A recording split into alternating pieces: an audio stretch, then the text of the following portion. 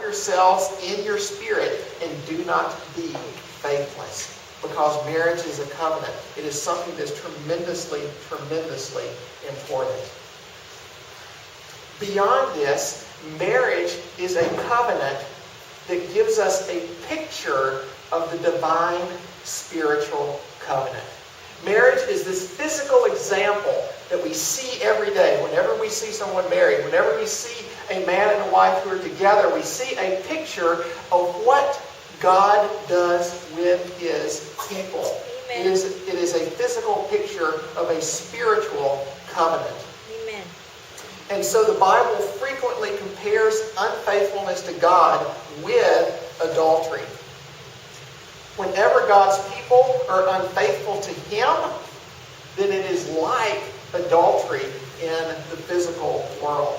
And so Jeremiah says in chapter 3, verse 6, "The Lord said to me in the days of King Josiah, have you seen what she did, that faithless one, Israel?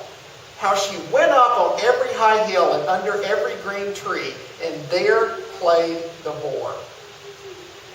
Israel's sin was idolatry, but it was considered to be spiritual adultery by the one true God, because it is breaking the covenant marriage vow between God and men. So why is the Bible so against adultery and divorce? Why does God have such harsh words that He says about divorce? God hates divorce.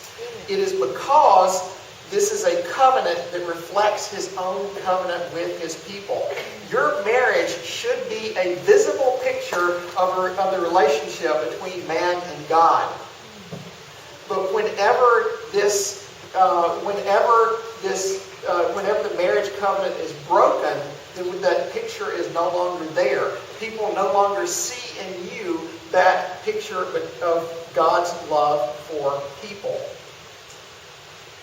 The world should be able to see that we are different. The world should be able to see that Christians love each other. And when they see that, that should draw them towards the God who loves us. Amen. But divorce among Christians, especially in America, is alarmingly high. Before we go any farther in this sermon, you need to commit yourselves to God by committing yourself to your spouse. Say once again in your heart, I'm never going to leave him. I'm never going to leave her.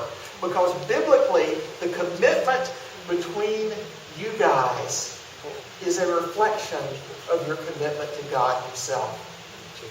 And I see some husbands who are smiling at their wives and nodding, and that's a good thing.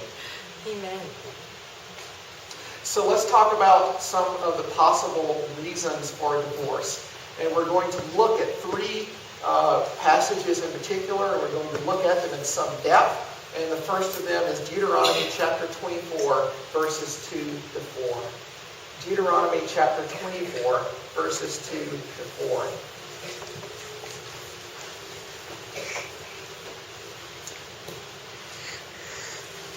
When a man takes a wife and marries her, if then she finds no favor in his eyes because he has found some indecency in her, and he writes her a certificate of divorce and puts it in her hands and sends her out of his house, and she departs out of his house, and if she goes and becomes another man's wife, and the latter man hates her and writes her a certificate of divorce and puts it in her hand and sends her out of his house, or if the latter man dies, whom he took to be his wife, then her former husband who sent her away may not take her again to be his wife after she has been defiled, for that is an abomination before the Lord.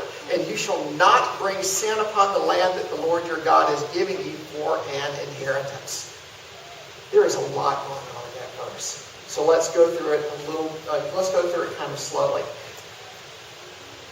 This is an example of what lawyers would call case law. This is a real example from life, and what is going on here is that the law is being applied to a situation in life that you can easily imagine. You can easily imagine something like this going on, and so God is saying this is how you should handle this situation. And this provides an example that can then be applied to similar situations. So let's say that there's this guy, and he divorces his wife. And let's say that he did what is legal. He had the certificate of divorce. He had that signed, and he put it into his hand, and he put her away in a legal fashion. So he has done what should be done according to the laws of the land. Let's say that has happened. And then this wife goes and she marries again. And for some reason or another, that marriage ends. Maybe she gets a divorce from the next guy, or maybe he dies. But in any situation, the second marriage ends as well as the first one for one reason or another. Well, in that situation, she cannot go back to her first husband. She cannot go back to her first husband. Why? Because it is an abomination in the eyes of the Lord. And here's why. The first marriage never ended in God's eyes. Amen. The first marriage never ended in God's eyes. And so the second marriage was adultery. And that prevents people from marrying and remarrying at will, as we see so often in so many societies throughout the world. Now, before we go any farther, we need to talk about a danger that's involved in Deuteronomy chapter 24, verses 2 to 4. There is a certain danger that these verses have been misused throughout the history of the church. And I don't want you to misuse the verses in the way that so many have done before you, but rather I would like for you to learn from the mistakes of others. And this is how people go about it. They say, well, there's these rules here that are rules governing how divorce happens. And therefore, divorce is okay. Because we see rules about divorce, then divorce must be okay. And people throughout history have made this mistake when they look at these verses. And that is fundamentally bad thinking. That's right. There are rules in the Bible for how we should deal with thieves, right? And there are certain ways you deal with different kinds of thievery in the Old Testament. There are certain places where the thief has to pay restitution. He has to pay more than he stole. And there are certain rules guiding that. Well, there are rules for dealing with thieves. Is thievery okay? Is it okay to steal things? No. That would be crazy. That's right. You would never say that about stealing stuff. Just because there's rules about something doesn't mean that something is okay. There are also rules to deal with false prophets. And you can see that in Deuteronomy. You can see, well, false prophets are going to rise up among you. Here's what you have to do when there's a false prophet that rises up among you. Is it okay to be a false prophet? Is it okay to say, that I have the word of the one true God, and then to say something that you just made up? No, of course not. You would never say that. Just because there's rules about something doesn't mean that something is okay.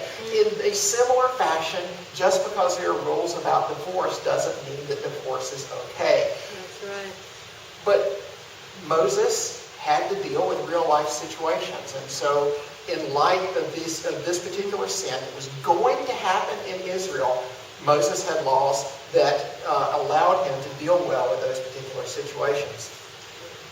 But think about this. If you don't get anything else from Deuteronomy chapter 24, you at least need to get this. Divorce has very, very serious lifelong consequences. Do not enter into a divorce without counting the cost. Think very seriously about what you're doing. A lot of people are going to tell you your life is going to be so much better after you get divorced. As soon as you can just get rid of this person who's causing you so many problems, your life is going to be great. It's not true. That's right. Divorce is something that hurts. It's something that can hurt you for the rest of your entire life. Now, bearing these things in mind, let's look at Matthew chapter 19, verses 3 to